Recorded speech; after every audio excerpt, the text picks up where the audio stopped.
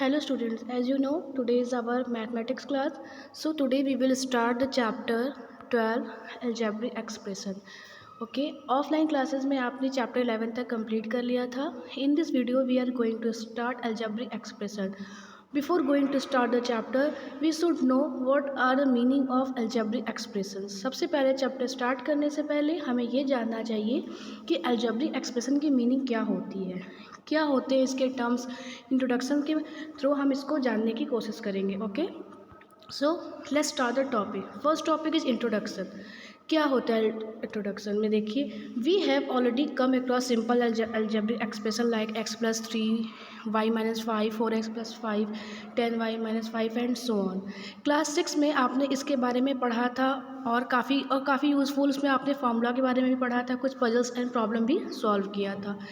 We have also seen example of several expression in the chapter on simple equation.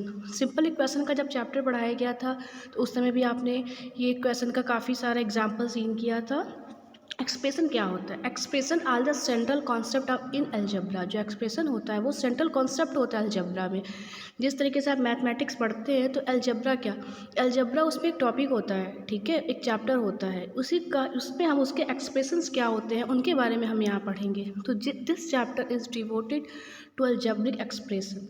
When you have studied this chapter, जब आप इस chapter को पढ़ेंगे, you will know how algebraic expressions are formed.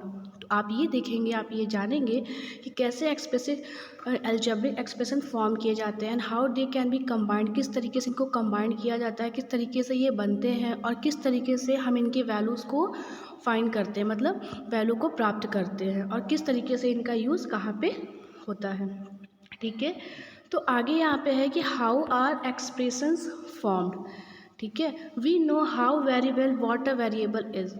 तो अब हम बहुत अच्छे से जानते हैं कि वेरिएबल्स क्या होता है. आपने पहले भी पढ़ा होगा वेरिएबल्स और कंस्टेंट के बारे में. वेरिएबल्स, ये देखिए, वेरिएबल्स और कंस्टेंट के बारे में आपने पहले भी प्रीवियस क्लासेस में, प्रीवियस चैप्टर में भी पढ़ा होगा. तो क्या होता है, we use letter X Y L M Z, इस तरीके से जो ये अल्फ़ाबेटिकल ऑर्डर में जो यह अल्फ़ाबेट जो होते हैं, अल्फ़ाबेट्स, इन्हीं को हम क्या बोलते हैं, वेरिएबल्स होते हैं. मीन्स ए बी सी, जैसे कि ऐसे देखिए, जैसे ऐसे लिखा है 5a प्लस 4b.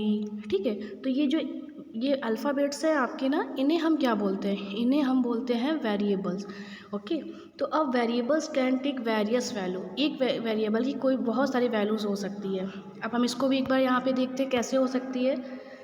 जैसे यहाँ पे 5a प्लस 4b है, यहाँ पे इक्वल टू के बाद यहाँ पे 4a प्लस 5b है. तो जिस तरीके से देखिए, यहाँ पे a के साथ वैल्यू किसकी रखी गई थी, a के 5 है, यहाँ पे 4 और a है, तो इनकी वैल्यू सबकी अलग अलग हो गई ना. तो यहाँ पे कहने का यही सेंस है. देन है यहाँ पे देखिए, its value is not fixed, इसकी वैल्यू फिक्स नहीं होती है. On the other hand a constant has a fixed value. Example of constant are. जो अब वेरिएबल्स के बारे में तो हम लोगों ने देखा कि इनकी वैल्यू फिक्स नहीं होती है, लेकिन जो कंस्ट्रेंट होता है उनकी वैल्यू फिक्स होती है. जैसे कि 4 है, 2 है, 100 है, तो इनकी ये फिक्स वैल्यू होती है.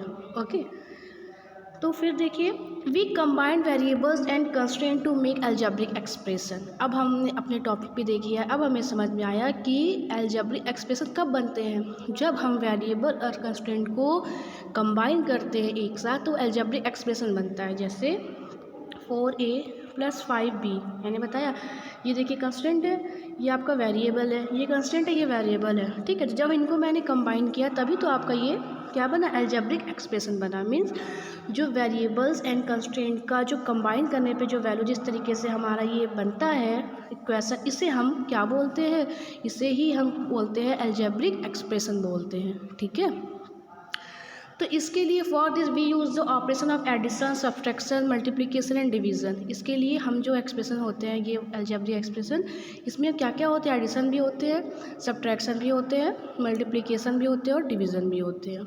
ओके, आगे देखते हैं. आगे है कि यहाँ पे we have already come across expression like 4x plus 5 10y minus 20. तो हम यहाँ पे कुछ एक्सप्रेशन यहाँ पे दिए हुए उनको देखते हैं. The expression 4x plus 5 is obtain from the variable x. जो 4x प्लस 5 का ये दिया हुआ है आपका एक्सप्रेशन, इसकी वैल्यू हम कैसे प्राप्त करेंगे, वेरिएबल x के थ्रू प्राप्त करेंगे. फर्स्ट सबसे पहले इसको क्या करेंगे, first by multiplying X by the constant 4 and then adding the constant 5 to the product. अब यहाँ पे वैल्यू दी हुई है 4x प्लस 5।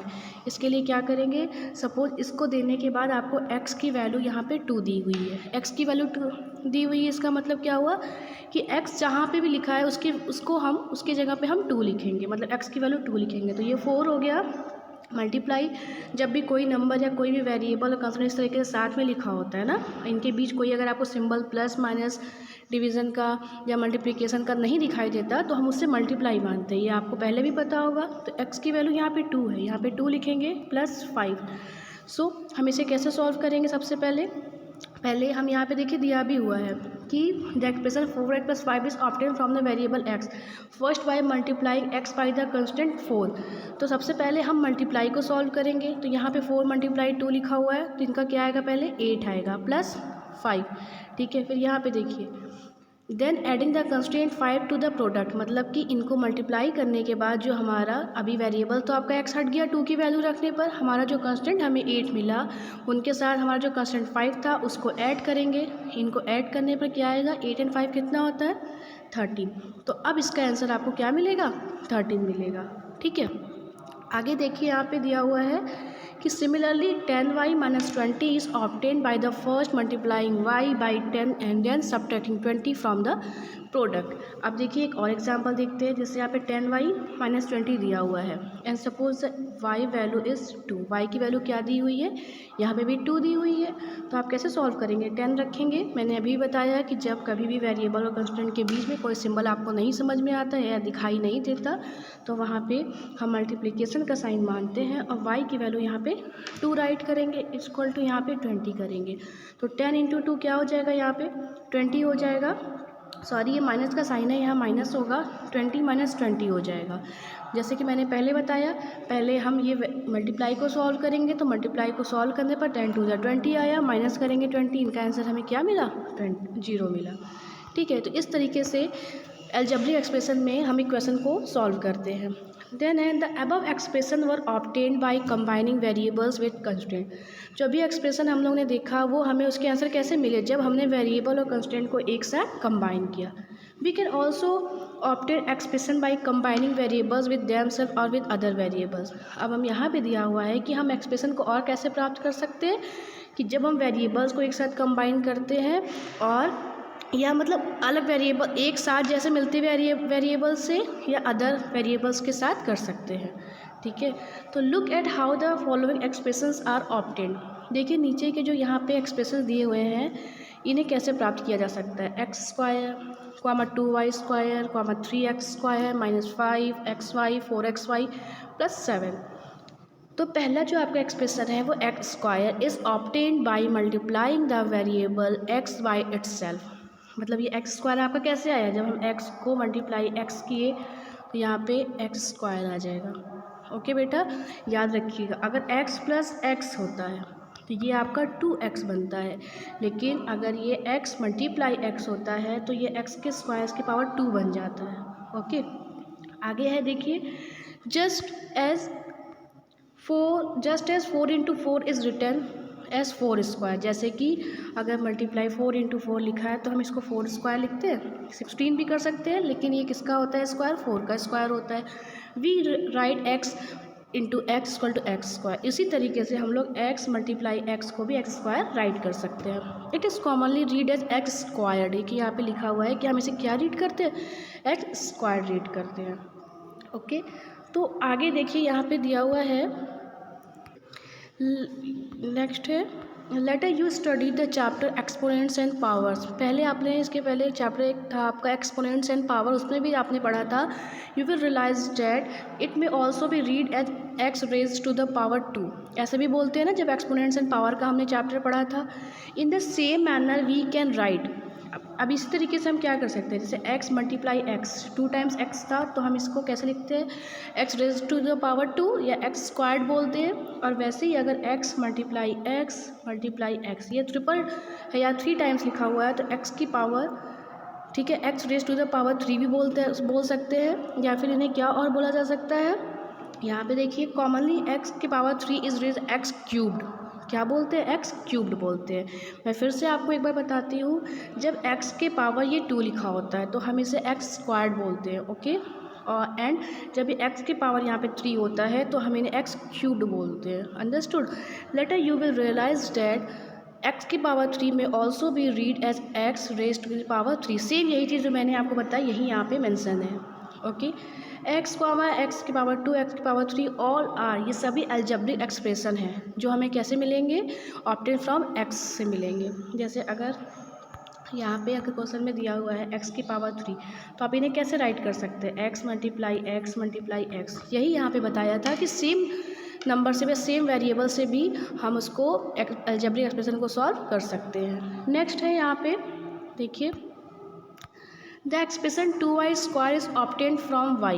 अब 2y² को हम कैसे हमें मिलेगा, y को सॉल्व करके। 2y² मीन्स ये 2 हो गया, ठीक है, मल्टीप्लाई y हो गया यहाँ पे, okay. Here by multiplying y with y we obtain y² means same मैंने बताया कि जब मल्टीप्लाई का साइन होता है तो वो y की पावर y² बन जाता है, y की पावर 2 हो जाता है। इस तरीके से यहाँ पे देखिए यही चीज़ बताया गया है, कंस्टेंट 2। अब यहाँ पे 2 कंस्टेंट है, फिक्स इसकी वैल्यू होती है। थर्ड है, in 3x² - 5 we first obtain x² and multiply it by 3। तो आगे देखते हैं। अब अगर ये आपका ये दिया हुआ है 3x - 5, तो first obtain x² means 3 into x multiply X, ऐसे ही होगा, and multiply it by 3 to the get 3x²। और जब हम इसको इसे मल्टीप्लाई करेंगे तो 3x² बन जाएगा। From 3x² we subtract 5 to finally arise 3x² - 5।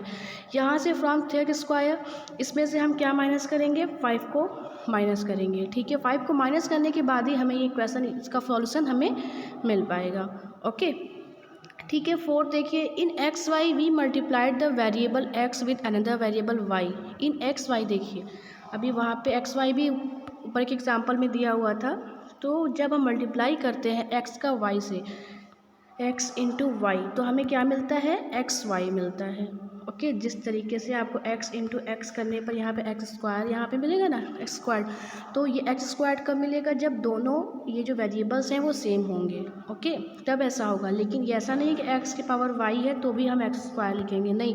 उस केस में हम क्या लिखते हैं, उस केस में हम सिर्फ x और y को राइट करते हैं। नेक्स्ट है यहाँ पे, in 4x + 7 we first obtain xy multiplying it by 4 to get 4xy। अब यहाँ पे देखते हैं नेक्स्ट क्वेश्चन क्या दिया है, 4xy + 7 first obtain xy means 4 into x, देखिए यहाँ पे राइट करते हैं 4 into x multiply y, we first obtain xy by multiplying it by 4। Same मैंने यही प्रोसेस किया जो यहाँ पे राइट किया हुआ है, टू गेट 4xy। इन्हें जब हम सॉल्व करेंगे ये 4xy होगा, एंड ऐड 7 टू 4xy। उसके बाद हम इनमें क्या ऐड करने से मिलेगा, 7 को ऐड करने से मिलेगा। अब जैसे देखिए हम यहाँ पे एक वैल्यू आपको रख के बताते हैं। आपका यहाँ पे ये क्वेश्चन था 4x + 7, 4 की वैल्यू आपकी फ़िक्स होती है, x की वैल्यू 2 है, y की वैल्यू 3 है, प्लस 7 है, ठीक है। तो सबसे पहले हम इस वेरिएबल्स को सॉल्व करते हैं, जो कि वेरिएबल्स की जगह पे हमने कंस्टेंट को रखा था, नंबरिंग को रखा था, उसकी वैल्यू 4 2 = 8 3 = 24 प्लस 7। अब इनका आंसर क्या आएगा, इसका आंसर 31 आ जाएगा, ठीक है। तो यहाँ पे इस क्वेश्चन का मीन्स यही हुआ कि सबसे पहले हम 4 में एक्स वाई की वैल्यू रख के 4 को सॉल्व करेंगे, इस मल्टीप्लाई को, पहले वेरिएबल्स को, देन हम प्लस 7 उसमें करेंगे ऐड, तो हमारा ये क्या बन जाएगा, 31 बन जाएगा, ओके बेटा। आई होप आपको ये अच्छे से समझ में आ गया होगा। If you have any doubt regarding this video, discuss to me, okay. आज के लिए बस इतना ही। In the next video we will discuss about term of an expression, and यहाँ पे आगे हम कोफिशिएंट के बारे में डिस्कस करेंगे, ओके। Thank you.